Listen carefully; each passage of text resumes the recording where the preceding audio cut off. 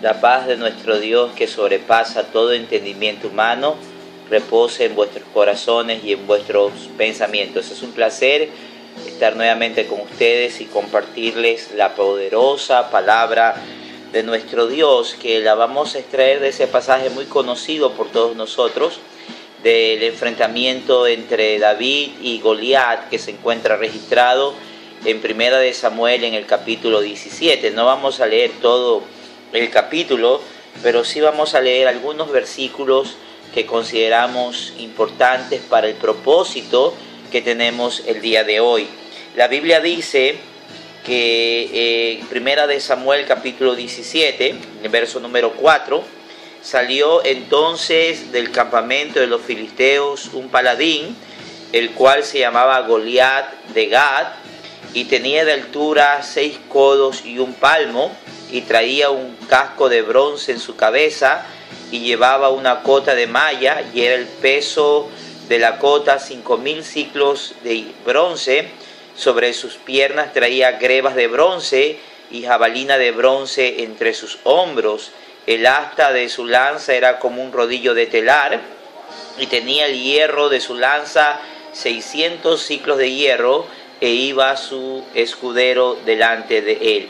Vamos en estos momentos a meditar bajo este tema que considero muy importante: cómo enfrentar a nuestros gigantes. El pueblo de Israel, como ustedes saben, se encontraban en estos momentos en guerra contra sus enemigos acérrimos, los filisteos. Pero dice la Biblia que había salido del campamento de los filisteos un gigante llamado Goliat. Y como nosotros hemos dicho siempre y hacemos mucho énfasis en que los nombres en la Biblia no solamente son una razón social. Los nombres en la Biblia revelan el carácter, la personalidad del ser que posee el nombre. En este caso, el nombre Goliat significa el que humilla, el que avergüenza, o también puede significar el que desnuda. Esto nos da a entender, mis amados hermanos, cómo era la forma de ser y de tratar de Goliat a sus adversarios. Los humillaba, los avergonzaba, los desnudaba. Bueno, la Escritura, al describirnos a Goliat, nos dice que su estatura era de 6 codos y un palmo, es decir que aproximadamente Goliat medía 3 metros de altura. Y por todo el detalle que encontramos sobre su vestidura, nosotros llegamos a la conclusión, en base a lo que la Escritura nos dice, que el peso de la armadura de Goliat, porque aquí nos habla de ciclos de hierro, es aproximadamente el equivalente a 75 kilos. Es decir, estamos hablando de que la armadura de guerra que traía Goliat pesaba aproximadamente 160 libras. Es por esto que estimo que el peso de Goliat podría haber sido entre 600 a 800 libras. Un gigante realmente. Es por esto que cuando el pueblo de Israel vio a Goliat, el pueblo de Israel se llenó de pánico. Parecía que como que la tierra se estuviese hundiendo delante de Goliat. Y noten ustedes, mis apreciados hermanos y amigos, que Goliat se paró, dice el verso número 8, y dio voces a los escuadrones de Israel diciéndoles: ¿para qué os habéis puesto en orden de batalla? ¿No soy yo el filisteo y vosotros los siervos de Saúl? Escoged de entre vosotros un hombre que venga contra mí. Si él pudiere pelear conmigo y me venciere, nosotros seremos vuestros siervos. Y si yo pudiere más que él y le venciere, vosotros seréis nuestros siervos y nos serviréis. Entonces notamos aquí que Goliat está lanzando un desafío al pueblo de Israel. El desafío era que el pueblo de Israel le dé un hombre que pelee contra él.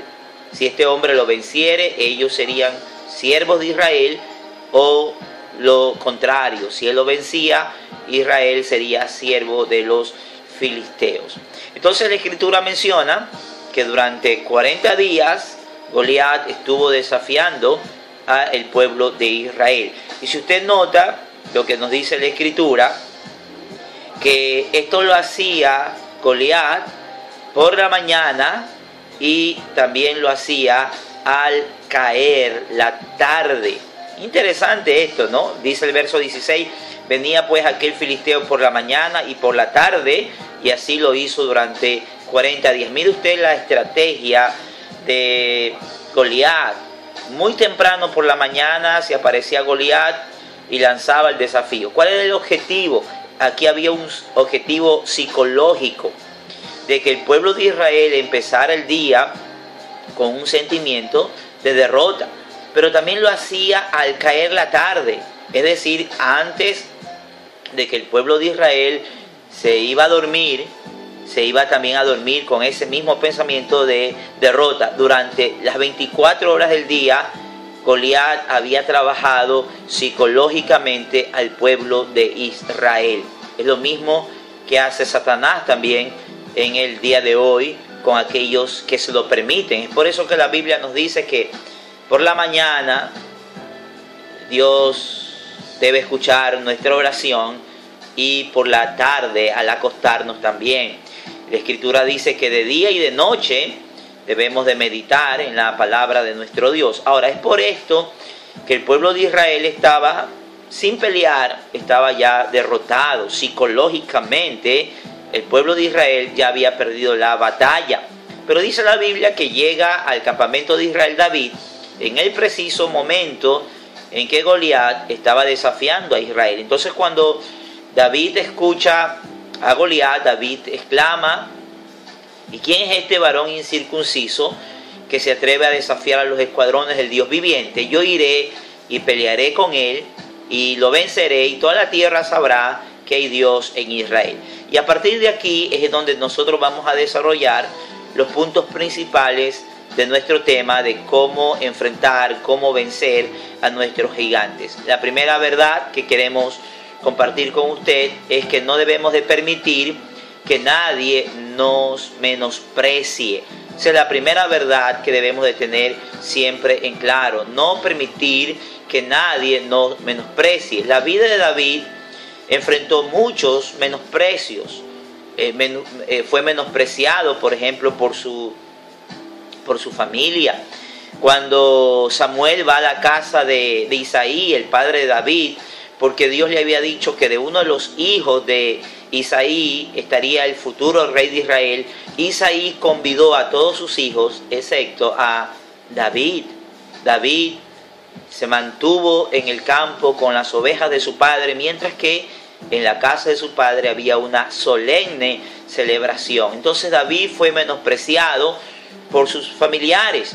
Pero usted encuentra también que cuando David exclama: ¿y quién es este incircunciso?, sus hermanos escucharon a David y sus hermanos lo reprenden a David y lo acusan de tener perversidad en su corazón. Note que aún sus propios hermanos menospreciaron a David. Pero cuando David es llevado ante el rey Saúl, porque se regó la noticia de que había alguien que se estaba ofreciendo para pelear contra Goliat, lo llevan a David ante Saúl, y cuando Saúl ve a David le dice: tú no puedes ir a pelear contra él porque tú eres un muchacho y él es un hombre de guerra desde su juventud. Entonces notamos que ahora el líder es aquel que menosprecia a David. David experimentó menosprecio por muchas personas, pero el autoestima de David estaba firme. David sabía qué Dios tenía, sabía a qué Dios servía, pero David también estaba consciente de sus facultades, de sus habilidades, estaba consciente de sus capacidades. Entonces, cuando el rey le dice: tú no puedes ir a pelear contra él, David hace y dice algo que es la segunda parte principal de nuestra predicación de hoy. En primer lugar, vimos que no debemos de permitir que nadie nos menosprecie. En segundo lugar, debemos de mantener siempre en la memoria los hechos redentores de Dios en el pasado. Permítame repetir esta verdad. Debemos de mantener fresca en nuestra memoria las experiencias victoriosas que Dios nos concedió en el pasado. Cuando Saúl le dice: David, tú no puedes porque tú eres un muchacho, David le dice: mire, mi señor el rey, yo soy el pastor de las ovejas de mi padre tu siervo. Y cuando venía un oso o un león y se me llevaba una oveja, yo me levantaba tras el oso, tras el león y libraba a la oveja. Y si el oso o el león se levantaba contra mí, yo mataba al oso, yo mataba al león, porque Jehová, que me libró de las garras del oso y del león, Jehová me va a librar de las manos de este filisteo. ¿Qué está haciendo con esto David? Mantener fresca en su memoria los hechos redentores de Dios en el pasado. Básicamente lo que David está diciendo: el Dios que me ayudó ayer contra el oso y contra el león, el Dios que me dio la victoria, el Dios que me bendijo, el Dios que me dio liberación en tribulaciones pasadas, ese mismo Dios me va a ayudar ahora. O sea, David entendía qué clase de Dios tenía, un Dios que no cambia, un Dios que no muda. Entonces David mantiene en su memoria los recuerdos de las bendiciones pasadas. El Dios que me bendijo ayer me va a bendecir hoy. Y si David pudiera seguir hablando, diría: el Dios que me bendice hoy me seguirá bendiciendo mañana. Y esa misma verdad tenemos que hacerla carne en nuestras vidas, mis amados oyentes.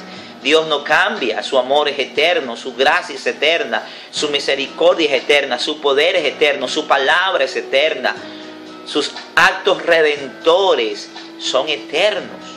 Entonces esa es nuestra segunda verdad.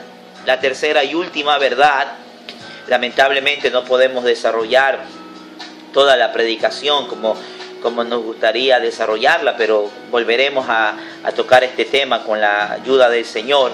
Es que para vencer a nuestros gigantes tenemos que usar las armas correctas. El rey Saúl pues ya no le quedó otra alternativa de decirle: está bien, David, ve y que se haga la voluntad de Dios. Más bien esa expresión era como de pesimismo que de optimismo. Lo viste a David con armaduras de guerra, le da una espada, pero David probó y David no pudo andar con ella. Entonces David echó de sí aquellas cosas, y David tomó su honda y 5 piedras lisas que las tomó del arroyo, y con eso David se fue a enfrentar al gigante con las armas apropiadas, con las armas correctas. La Biblia menciona que las armas de nuestra milicia no son carnales, sino que las armas de nuestra milicia son espirituales, poderosas en Dios para la destrucción de fortaleza. No peleemos con armas carnales, con astucia, con intriga. No respondamos mal por mal, no respondamos basado en nuestra sabiduría, en nuestro conocimiento, en nuestra experiencia, en nuestra habilidad. David no fue a enfrentarse a Goliat basado en su habilidad, porque David, cuando se enfrenta a Goliat, David le dice: tú vienes contra mí con espada y jabalina, mas yo vengo contra ti en el nombre de Jehová de los ejércitos, el Dios de los escuadrones de Israel, a quien tú has desafiado. Yo te venceré, y toda la tierra sabrá que de Jehová es la victoria, de Jehová es la batalla. Y David, usted conoce el desenlace. David, con la ayuda invisible de Dios, la cabeza de Goliat fue decapitada, y Dios, por medio de David, dio una gran victoria al pueblo de Israel, porque David, en primer lugar, no permitió que nadie lo menosprecie. Usted no debe de permitir que nadie lo menosprecie, no debe de menospreciarse a sí mismo, porque usted es el apreciable tesoro de Dios en esta tierra. Usted es un real sacerdocio, usted es una nación santa, usted es un pueblo adquirido por Dios. En segundo lugar, mantenga siempre en la memoria los hechos redentores de Dios en el pasado. Y en tercer lugar, enfrente sus problemas, sus situaciones, los espíritus que se levantan en contra suyo con las armas correctas. La oración, la palabra, el congregarnos, el mantenernos firmes en el Señor, en comunión con los hermanos, son nuestras armas espirituales poderosas en el Señor para destruir las fortalezas del maligno. Quiero invitarle a orar. Vamos a hacer una breve oración agradeciendo a nuestro Dios por esta palabra y orando por usted para que el Señor le ayude en sus luchas, en sus batallas espirituales. Padre, te adoramos, te bendecimos por tu palabra en esta hora. Gracias por hablarnos, gracias por bendecirnos, gracias por ministrarnos. Gracias por esta palabra, Señor, que nos hablaste. Te pido, Señor, que sea de bendición para mis hermanos en sus luchas, en sus problemas, en sus necesidades. En el nombre poderoso de Jesús oramos y te damos las gracias. Amén y amén. Muchas gracias. Hasta una nueva oportunidad. Que Dios les continúe bendiciendo.